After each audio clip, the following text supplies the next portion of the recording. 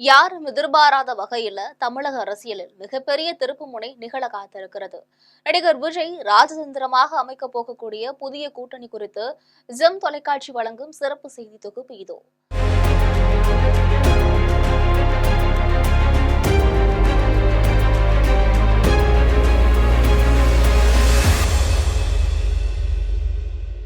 தமிழ்நாடு சட்டமன்ற தேர்தலுக்கு இன்னும் 9 மாதங்களே இருக்கக்கூடிய சூழ்நிலையில திமுக, அதிமுக உள்ளிட்ட அனைத்து கட்சிகளும் தங்களுடைய தேர்தல் பணிகளை அதிரடியாக தொடங்கியிருக்கிறார்கள்.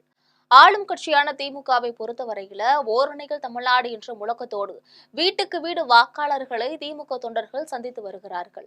அதிமுகவை பொறுத்தவரையில மக்களை காப்போம், தமிழ்நாட்டை மீட்போம் என ஒவ்வொரு நகரங்களாக அதிமுக பொதுச் செயலாளர் எடப்பாடி பழனிசாமி தேர்தல் பிரச்சாரம் மேற்கொண்டு வருகிறார். இதற்கிடையே தமிழகத்தின் மிகப்பெரிய கட்சிகளாக இருக்கக்கூடிய காங்கிரஸ், விடுதலை சிறுத்தைகள் கட்சி, பாட்டாளி மக்கள் கட்சி, மதிமுக, தேமுதிக, கம்யூனிஸ்டுகள் போன்றவை கூட்டணி குறித்து பல புதிய முடிவுகளை எடுத்து வருகிறார்கள். நாம் தமிழர் கட்சியை பொறுத்தவரையில் தனியாகத்தான் போட்டியிடுவோம் என சீமான் அறிவித்துவிட்ட நிலையில நடிகர் விஜய் தொடங்கியிருக்கக்கூடிய தமிழக வெற்றி கழகம் யாருடன் கூட்டணி வைக்கப் போகிறது என்ற பரபரப்பு பேச்சு நிலவி வருகிறது. நடிகர் விஜயும் தனித்து போட்டியிட போவதாக முடிவுகளை எடுத்து மிக தீவிரமாக செயல்பட்டு வந்துட்டு இருக்காரு. இருந்த போதிலும் அதிமுக தரப்பிலிருந்து தமிழக வெற்றி கழகத்திற்கு தொடர்ந்து வலைவீசி வருவதாக சொல்கிறார்கள். இந்த நிலையில வருகின்ற ஆகஸ்ட் மாதம் 25ஆம் தேதி திங்கட்கிழமையன்று மதுரையில் தமிழக வெற்றி கழகத்தின் 2வது மாநில மாநாடு நடைபெறும் என விஜய் அறிவிச்சிருந்தாரு. இந்த மாநாடு தமிழக அரசியல்ல மிகப்பெரிய அதிர்ச்சி அலைகளை ஏற்படுத்தும் என்றும் சொல்லப்படுகிறது. இந்த மாநாட்டுக்கு யாரும் எதிர்பாராத வகையில அகில இந்திய காங்கிரஸ் தலைவர் ராகுல் காந்தியும் மேலிட தலைவர் கார்கேவும் கலந்து கொள்கிறார்கள்.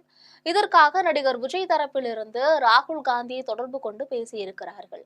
பெருந்தலைவர் காமராஜர் குறித்து திமுகவை சேர்ந்த நாடாளுமன்ற உறுப்பினர் திருச்சி சிவா பேசிய கருத்துக்கள் தற்பொழுது காங்கிரஸ் மத்தியில் மிகப்பெரிய எதிர்வலையை ஏற்படுத்தியுள்ளது. ஏற்கனவே தங்களுக்கு அதிக தொகுதிகளை ஒதுக்கி தர வேண்டும், அமைச்சரவையில் நாங்கள் இடம்பெற வேண்டும், முடிந்தால் துணை அமைச்சர் பதவி வேண்டும் என்றெல்லாம் காங்கிரஸ் கட்சி கோரிக்கை வைத்த நிலையில திமுக தரப்பில் கடந்த தேர்தலில் தரப்பட்ட தொகுதிகளை விட குறைவான தொகுதிகளை தரப்படும் என தெரிவிக்கப்பட்டதாக தெரிகிறது.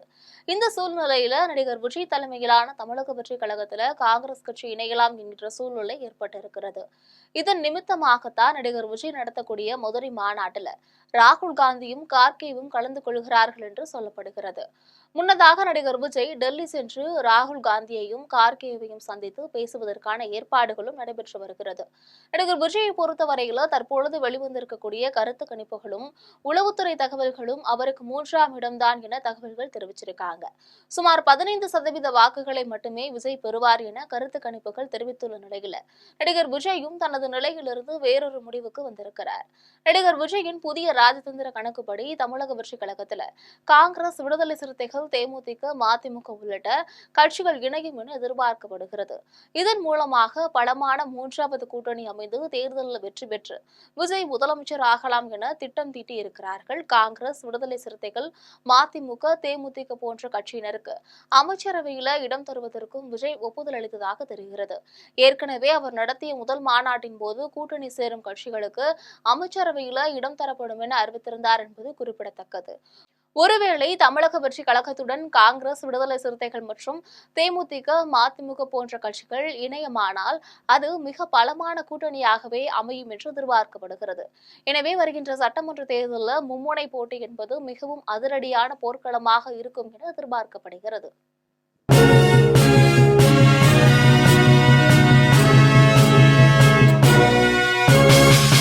உடனுக்குடன் அப்டேட் தெரிந்து கொள்ள ஜெம் டிவி தமிழ் ஆப்பை இன்ஸ்டால் செய்யவும்.